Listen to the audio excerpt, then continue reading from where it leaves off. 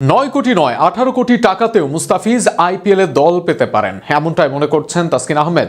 মুস্তাফিজের বর্তমান ফর্ম আর বোলিংয়ে ধারাবাহিকতায় অন্তত এমনটাই মনে হয় তাসকিন আহমেদের। জাতীয় দল কিংবা আইএল ফিজের বাজেমাতে মুগ্ধ তার সতীর্থ তাসকিন নিজে। আরও শুনুন প্রতিবেদনে। 2015-16 সালের পর আবারও নিজের সেরা ছন্দে মুস্তাফিজুর রহমান, আর তার মূল্যও পাচ্ছেন তিনি। আইএল টি-20তে করেছেন বাজিমাত, রংপুরের হয়ে খেলেছেন সরাসরি চুক্তিতে।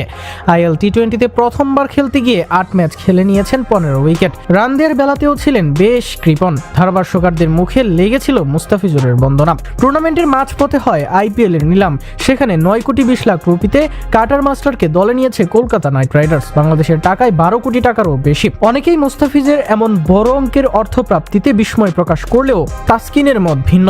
আইপিএল নিলামে মুস্তাফিজের চড়া দামে বিক্রি হওয়া প্রসঙ্গে তিনি বলেন, মুস্তাফিজ বিশ্ব ক্রিকেটে প্রমাণিত একজন ক্রিকেটার। ও যদি 9 কোটির জায়গায় 18 কোটিতে বিক্রি হতো সেটাও অবাক হবার কিছুই থাকতো না, কারণ ও এটা পাওয়ার যোগ্য।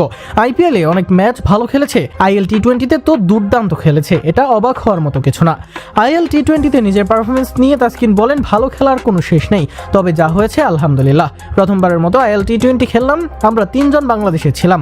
রিশাদ বিগ ব্যাশ খেলছে, মুস্তাফিজ অনেক ভালো করছে, আমিও মোটামুটি ভালো করছি, রিশাদও ভালো করছে। এখন আবার বিপিএল এ খেলা আছে, সামনে বিশ্বকাপ। এই অভিজ্ঞতাগুলো আশা করি বিশ্বকাপে কাজে লাগবে। দেশের বাইরে ফ্রাঞ্চাইজি লিগে খেলাটা কোনো ক্রিকেটারের জন্য অনেক গুরুত্বপূর্ণ, সেটার সপক্ষে নিজের যুক্তি দিয়েছেন তাসকিন। সঙ্গে বিসিবিকেও ধন্যবাদ জানিয়েছেন খেলোয়াড়দের এনওসি দিয়ে সুযোগটা করে দেওয়ার জন্য। তাসকিন বলেন, ভিন্ন ভিন্ন দেশের খেলোয়াড়দের সঙ্গে ড্রেসিং রুম ভাগাভাগি করার থেকে অনেক কিছু শেখার আছে। অনেক ধরনের কোচ থাকে, সবাই সবার অভিজ্ঞতা ভাগাভাগি করে, যেটা নিজের ক্রিকেটের উন্নতিতে অনেক কাজে আসে। বোর্ডকে ধন্যবাদ, তারা আমাদের এনওসি দেওয়া শুরু করেছে, এটা আমাদের দেশের জন্য ভবিষ্যতে অনেক ভালো কিছু হবে আশা করি।